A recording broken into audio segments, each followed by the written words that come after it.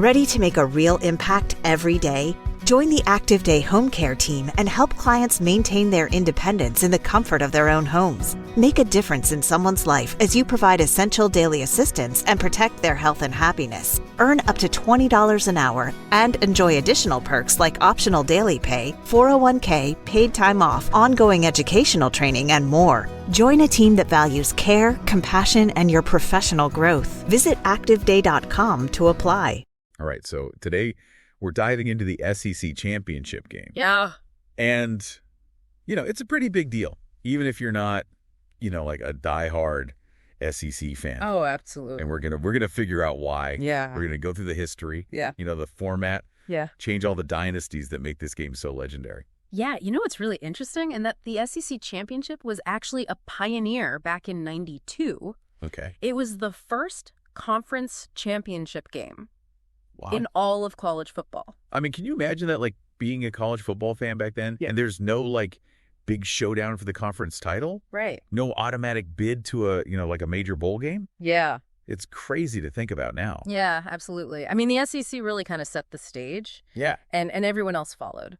Wow. So picture this, December 5th, 1992, Okay. Legion Field in Birmingham, Alabama. Got it. The energy is electric. Yeah. You have the Alabama Crimson Tide, led by Gene Stallings. Oh, yeah. They're clashing with Steve Spurrier's Florida Gators, and it's for the very first SEC championship title. I mean, that must have been an incredible game to be at. It was. Like, did people realize at the time how big of a deal it was going to become? Yeah, I think the significance of that game wasn't just the game itself, but what it represented. Okay. The SEC was kind of asserting its dominance, and I think it set off like a chain reaction. Yeah. Other conferences saw the excitement, the high stakes. Right. They realized, hey, a championship game could really elevate our profile too. Yeah. They're like, we need one of those. Exactly. Wow. So they really started a trend that changed the whole landscape of college football. Yeah, it's pretty amazing. But the SEC championship itself has gone through some pretty big changes too, right? For sure. I mean, it's not in Birmingham anymore. Yeah, it's not in Birmingham anymore. Where is it now? It eventually made its way to Atlanta, Georgia, first to the Georgia Dome, and now it calls the Mercedes-Benz Stadium home. Ah, very nice. Yeah. And, this move wasn't just about needing a bigger space. It really reflects how the SEC championship grew into a national event. Oh, wow. Drawing huge crowds, media attention from all over the country. So things seem to be going pretty well. Why the format changed than, like getting rid of the East and West divisions? Yeah, the old format with its East versus West divisions was starting to show some cracks. Right. There were concerns that it didn't always guarantee a matchup between the two absolute best teams in the conference. Okay. So sometimes you'd have a team with, a slightly weaker record win their division, and they'd make it to the championship even if there was another team. With a better record. Yeah, with a better overall record in the other division. So the change was meant to make sure the two best records always play each other, regardless of division.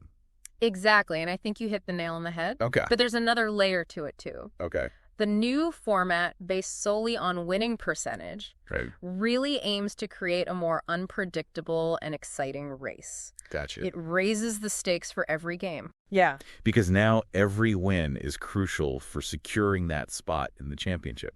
I bet some people weren't super happy about getting rid of that traditional East versus West rivalry, though. Oh, absolutely. That was like a big part of the SEC for a long time. Yeah, I mean, some argue that relying solely on winning percentage might overlook a team that faced a tougher schedule, Yeah. but ended up with maybe one more loss.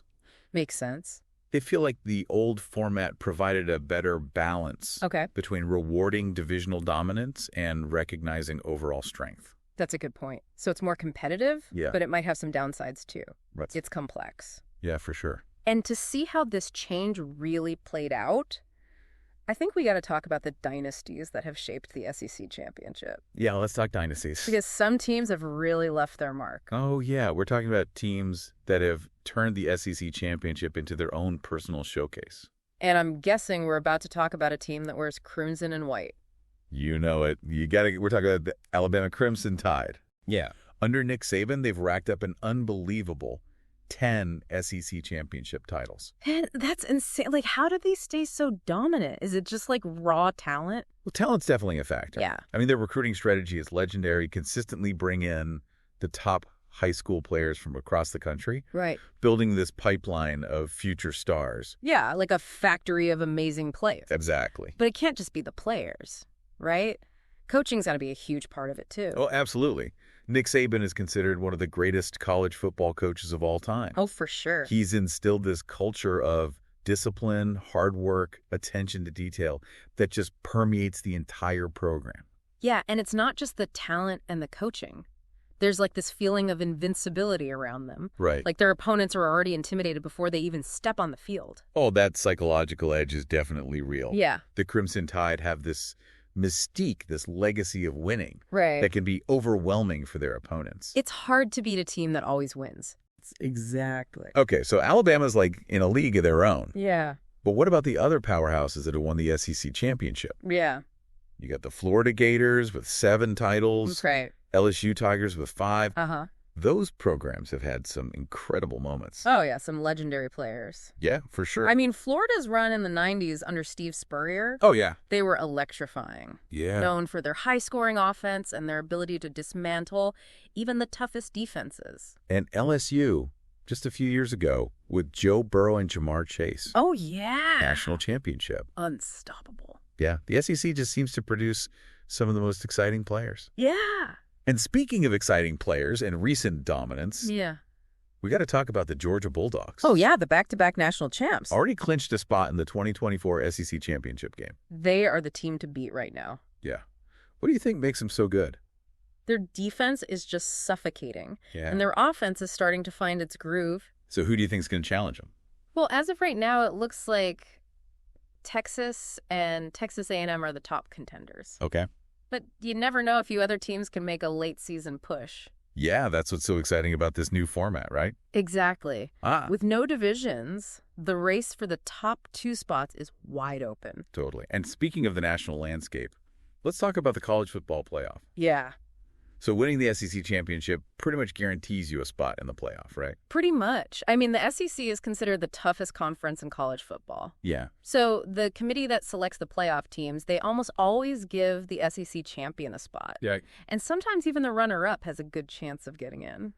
So the SEC championship isn't just about bragging rights in the conference. Yeah. It's about getting to the biggest stage in college football. That's why this game is always so intense. Yeah. The stakes are incredibly high for the players, the coaches, the fans. And, speaking of the fans, the SEC championship game is a cultural phenomenon. Yeah. It's more than just a game. It's an experience. Yeah, tell me about that. What's it like? Atlanta, it becomes a sea of colors and rivalries Wow. during SEC championship weekend. Okay. I mean, the tailgating starts days before the game, and the atmosphere is electric. I've heard about those tailgates. They sound wild. They're pretty wild. Like you need a whole week just to experience the pregame. Pretty much. And it's a testament to the passion and dedication of SEC fans. Yeah. They travel from all over the region, and even if their team isn't playing, Wow. they're there to soak up the atmosphere and celebrate SEC football.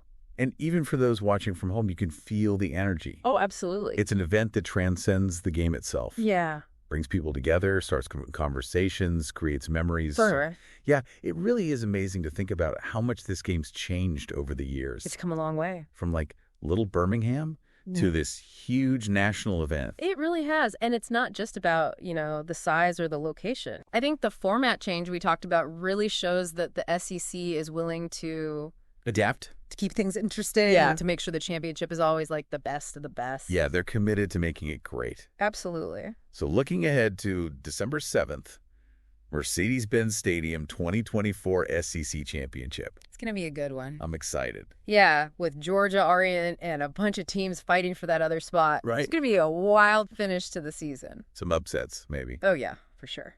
Before we wrap up, though, I want to go back to that format change. Okay. Do you think getting rid of the divisions made it more fair?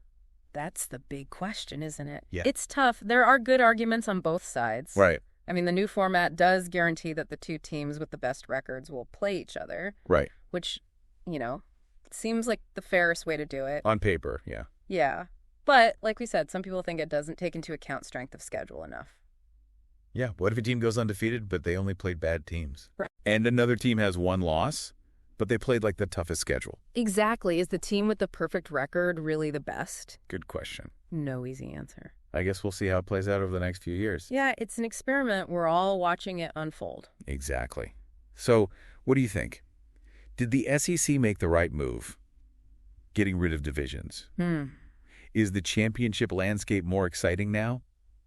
More unpredictable?